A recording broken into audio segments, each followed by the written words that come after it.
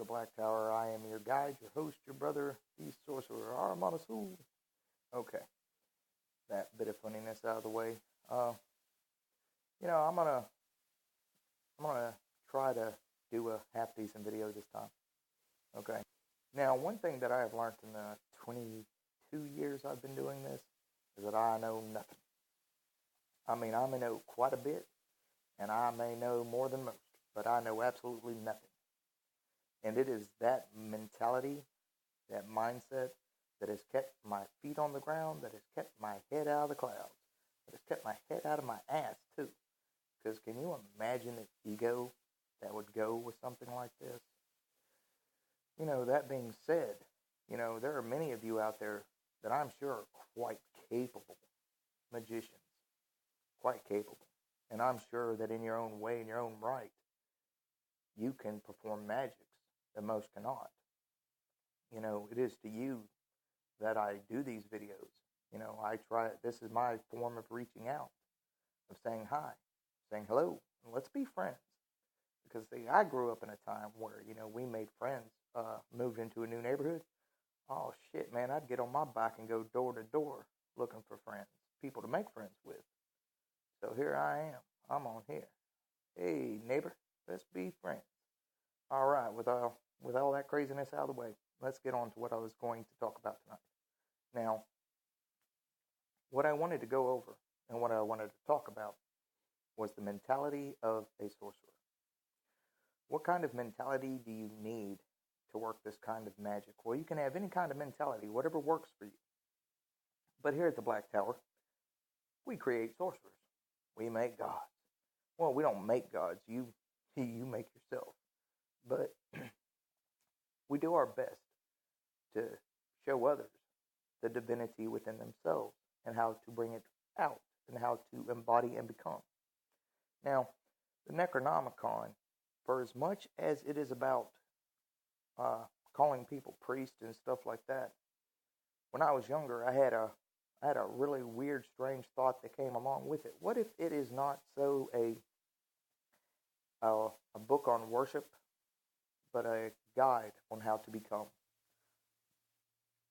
And is that same thought that has been in my heart, that is in my mind, and has ever guided me onward?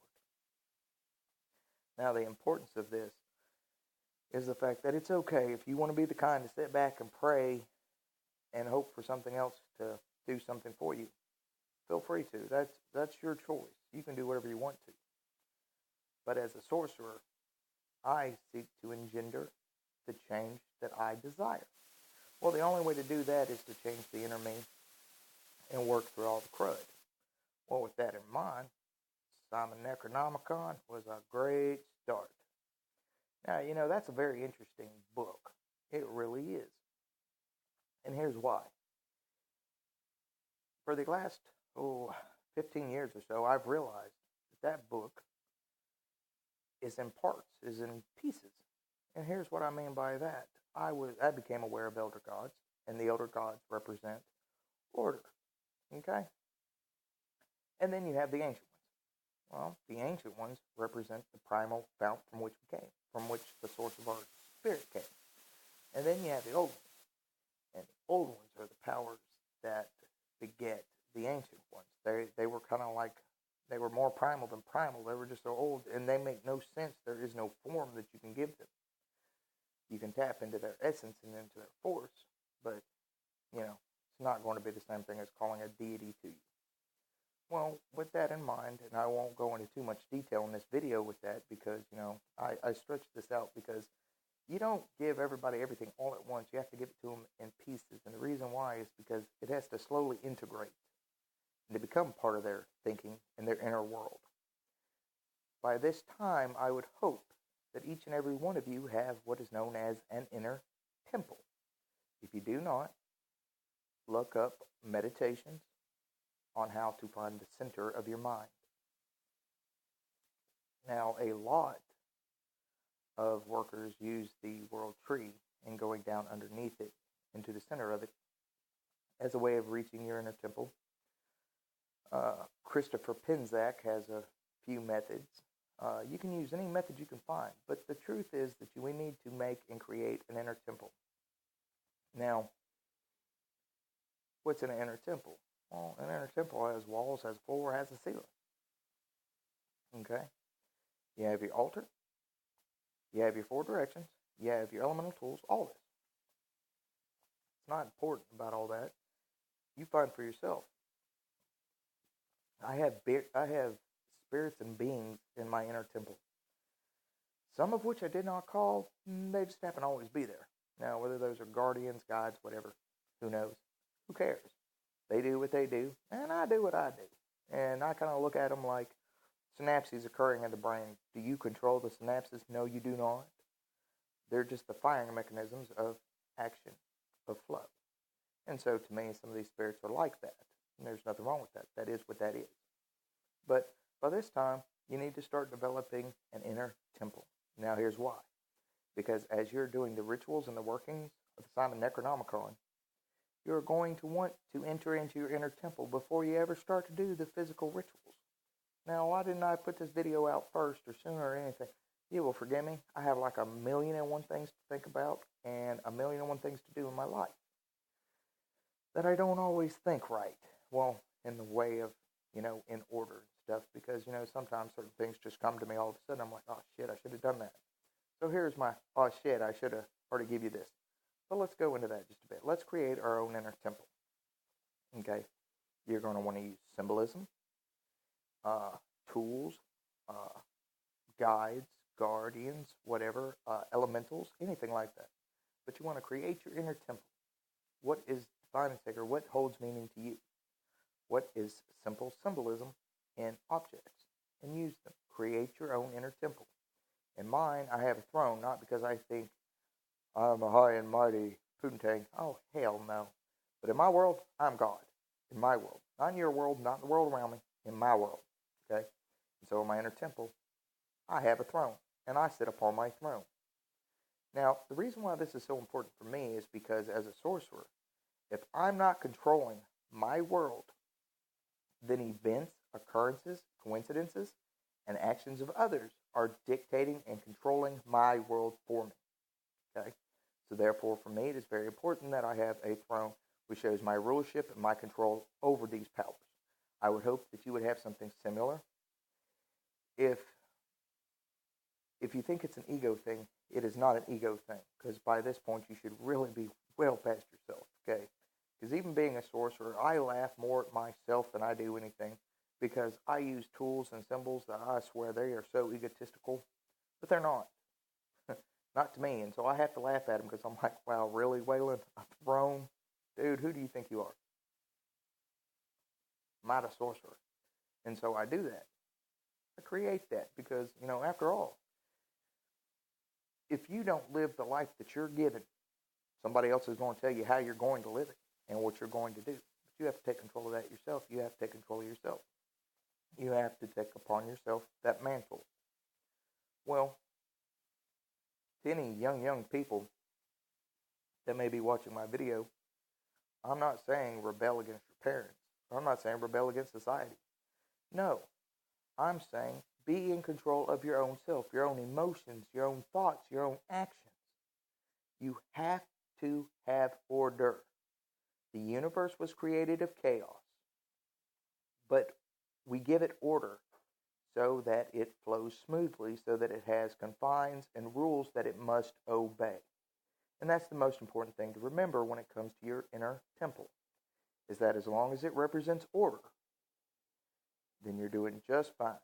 And part of the way of doing that is crowning yourself as the leader, as the ruler of your own inner world and your physical world around you. After all, you have to go out, you have to get an education, you have to get a job, you have to do this, you have to do that. Well, the world says you have to do that.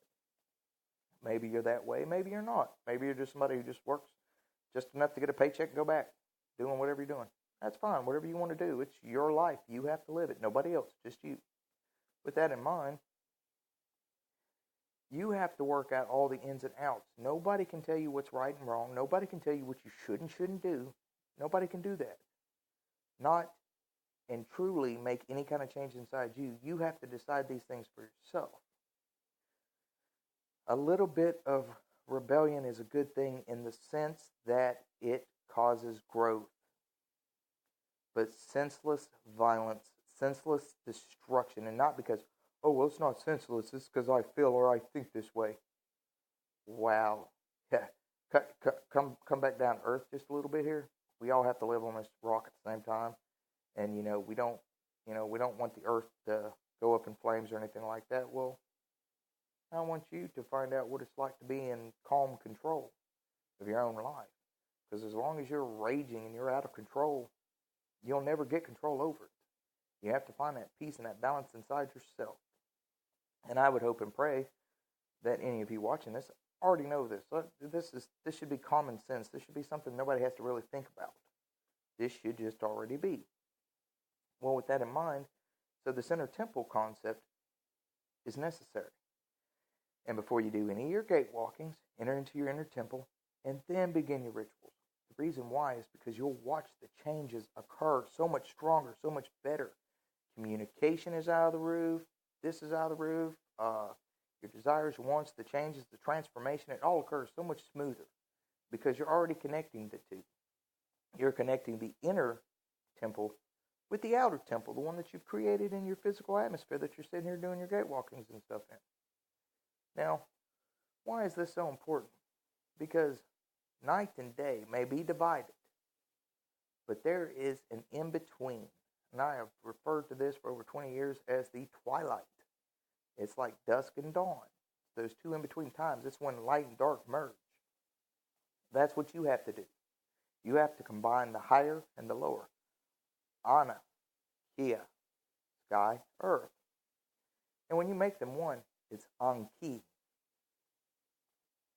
And the power that binds the two is Der Anki, which is the bond of heaven and earth. Heaven and earth. And in this sense, you're taking upon yourself authority and rulership of it. This is why in the Necronomicon, when they talk about the priest, when you first learn, you must learn humility. And one of the first things in humility is very priest-like, is serving. Not necessarily being a slave. Serving, because it's a bit different. It's kind of like when your buddy says, hey man, hand me that, and you hand it to him. You're a servant. You're serving. Not because your buddy is better than you or anything like that, but because out of your heart, that's what you wish to do. One of these workings, it's much the same way. Now, how is that very sorcerer-like? Well, this teaches you humility. Humility is very important because later on, the more and more arcane mysteries you learn, the more mysteries unravel about this book and about this text and about these workings, the more powerful you become. Well, with that power, you got to have a temper. Something's got to temper it. Something's got to balance it out. And what balances that out? Humility. Humility, humility, humility. I do not think myself greater than any of you at all, in any way, shape, form, or fashion. Do I know things maybe you don't know? Yeah, sure, maybe. Do you know something I don't know? Oh, I can pretty much bet you might know something I don't know. Why is that? Because I'm not so full of myself that I don't understand how this works. How it works is like this right here. Nobody was created the same, and everybody has different levels of different abilities, whether intellect, whether wisdom, whether kindness, whether meanness, any of these things. All these things are balanced within us that make what they call the personality, okay? Which is no different than the id or the ego, that thing which you bind down in Gan's ear to the gates to watch it. You're leaving it there. That's why the 7 gates, to cleanse you of that, so transformation. But the one thing that you always hold on to is humility. It is one thing to be very, very sure of yourself. I'm a very sure person. If you were to meet me in real life, I'm not going to view you as a threat of any sort, and you're damn sure never going to walk away with the impression that I was better than you. And the reason why is because I know who I am. I know what I'm about. I know what I'm not about. I know what I know. I can't help I know what I know. I'll share whatever I know with whoever I feel like sharing it with. And in that sense, I feel that all things are connected. I didn't say equal. I said connected. Because we all are connected. You know, the actions of one affect the worlds of others. It's just like that. But there are some things that you do that only affect you, and they're in the inner world, and they're the parts that you seek to engender and work through and to affect change in. Now, for those who are like, man, I just wanted something simple, like how to bring me some money or some bitches. Well, let me tell you something. You can do that. If that's what your take is on it, go for it. But here's how you're going to have to do it. Whatever it is that you're seeking or you're wanting, you have to change the inner you first. You have to change the way you look at it. You have to change the way you feel about it. You have to change so much about it. Because here's something really interesting that I have learned in the last 25 years of my life. If you want something externally, you have to mimic that on the inside. In other words, it acts like this right here. I've heard so many people say, oh, well, you can't get this unless you do this or you do that. The only thing I have ever been aware of is the fact that I have to change my opinion on something. If I really want something, it doesn't do me any good to have a negative thought about it. And I don't mean like, oh, I'll never get it. Not that kind of negative thought. No, the negative thought of, well, I can only get that if I'm this smart or if I have this job or blah, blah, blah. No. Oh, my goodness, why would you limit yourself? You can't do that. You limit yourself, you've just screwed yourself out of what you want. And that's what I'm talking about. You have to change the inner you. And the thing is that the more you focus on what you want externally, the less likely you are to get it. And you might be saying, oh, that's bullshit. I do spells for it. No. That's fine. Do spells for it. And you can have, success in pulling something to you. But to truly get something without having to really put any kind of power, energy, effort into it, focus on the inner or higher you and its vibration and its well-being and changing the way you perceive the physical world around you. But then you have to add a little trigger to it. You have to also inside yourself be like, as I work to change and heal and empower the inner me, it brings all things that I desire, want, or need into the physical for my completion, satisfaction, and for love of myself. Because there are so many tricks and tips to magic and how they work. There is no one way that suits everybody. But the one key that actually does is that to affect change, you have to change first.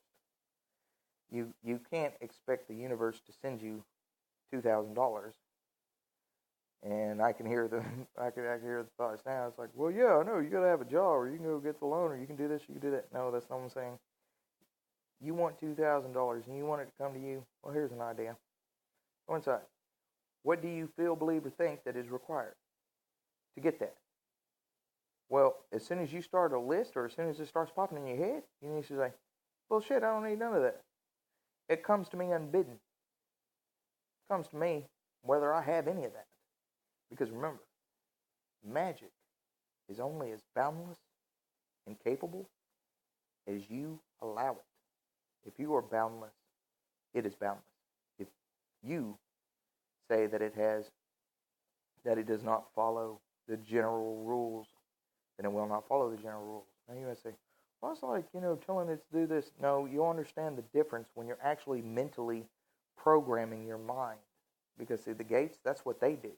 They're reprogramming your subconscious. It's going, no. You've been doing this wrong the whole time. No. Let's clean this up. Let's make it all shiny pretty. Well, the same thing goes with this. And it is the mentality that I started this whole video on of a sorcerer. Whatever you want, you can have it. Whatever you could dream is capable. You're capable of achieving, of being, of having, of doing anything. This is not a pep talk. I am telling you, you have to reach inside yourself, find the things that connect with it, clean it off, rewrap it, rewire it, reprogram it. And then, when you go to work your magic and you do your spells, watch if it doesn't come back more powerful. Watch if it doesn't actually happen quicker than you ever seen it happen before. Well, it is with that And I'm going to wish each and every one of you fine farewell for the night. Peace and blessings.